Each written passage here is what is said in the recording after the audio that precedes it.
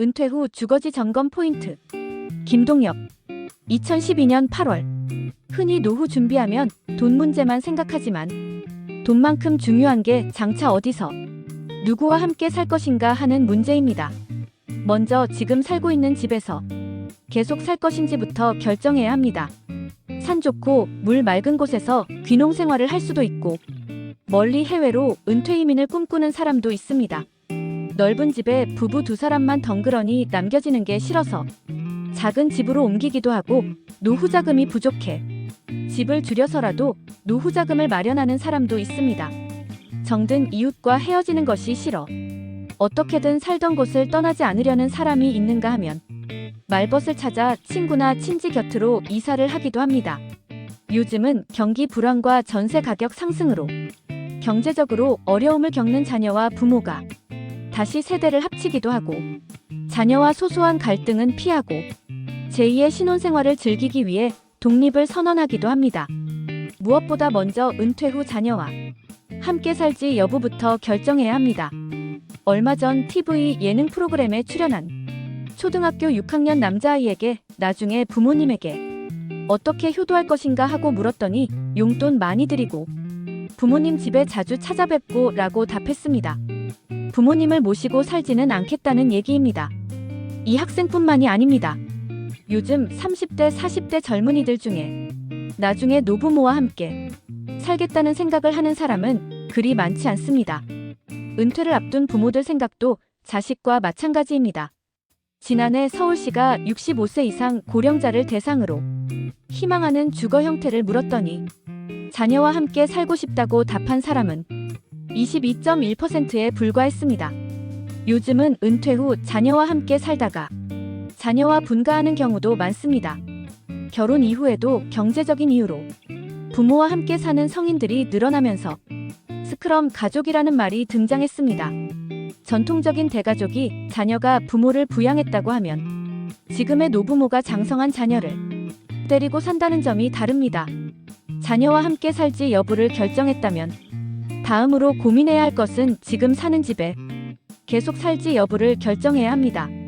젊어서 아이들이 태어나고 커가면서 집 크기를 늘려왔다면 이제 자녀들이 결혼에 떠나고 나면 집을 줄이는 게 당연합니다.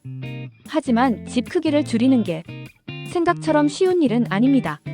큰 집을 팔고 작은 집으로 이사 가거나 전세를 얻어 살려고 하면 당장 주변에서 무슨 일 있냐고 물어봅니다. 남의 이목 때문에 쓸데없이 큰 집에 사는 사람들이 많습니다. 그래놓고 남들이 두 사람이 사는데 왜 이렇게 큰 집에서 사냐고 물으면 가끔씩 아들네가 손주 데리고 놀러 오면 재워야 하기 때문에 그렇다고 말합니다. 당장 큰 집을 팔고 작은 집으로 옮기면 목돈을 줄 수 있는 장점은 있지만 아직 우리나라에선 주택이 자신의 신분을 나타내는 성격이 강해서 결정을 내리기가 쉽지 않습니다. 게다가 집을 팔고 다른 곳으로 이사를 가려면 정든 이웃과도 헤어져야 하는 문제가 있습니다. 이럴 때 활용할 수 있는 것이 주택연금입니다. 주택연금은 현재 살고 있는 집을 담보로 다달이 연금을 받기 때문에 살던 집에서 계속 살면서 생활비 문제도 해결할 수 있는 장점이 있습니다. 은퇴 후 전원의 삶을 꿈꾸는 사람들이 생각해봐야 할 점도 있습니다. 과거에는 귀농, 귀촌이라고 하면 산 좋고 물 맑은 곳에서 여생을 보내는 것이라고 생각했습니다. 하지만 요즘은 귀농을 비즈니스로 생각하는 사람이 훨씬 많습니다.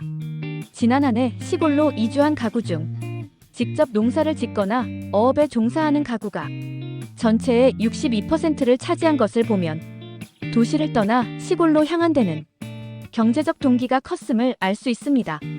할 일 없으면 시골 가서 농사나 짓지라고 말하는 사람들이 있는데 농사가 말처럼 쉬운 일은 아닙니다.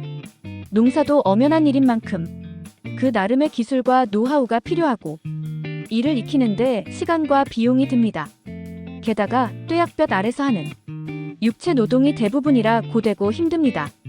은퇴 후 혼자 또는 부부둘이 생활하는 가구가 늘어나면서 문제가 되는 것은 간병 문제입니다.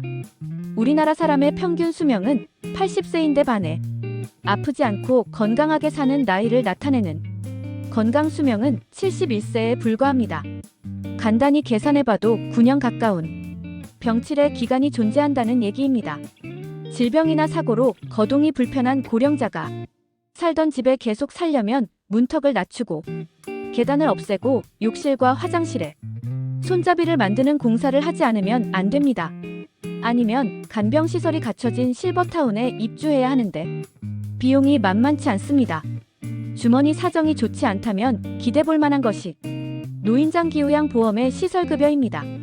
시설급여에는 하루 중 일정 시간 동안 요양기관에서 수급자를 보호하면서 신체활동 지원 등의 각종 서비스를 제공하는 주야간 보호와 하루 이상 일정 기간 서비스를 제공하는 단기 보호가 있습니다. 장기 요양보험 혜택을 받을 수 없는 사람은 요양병원을 이용하면 됩니다.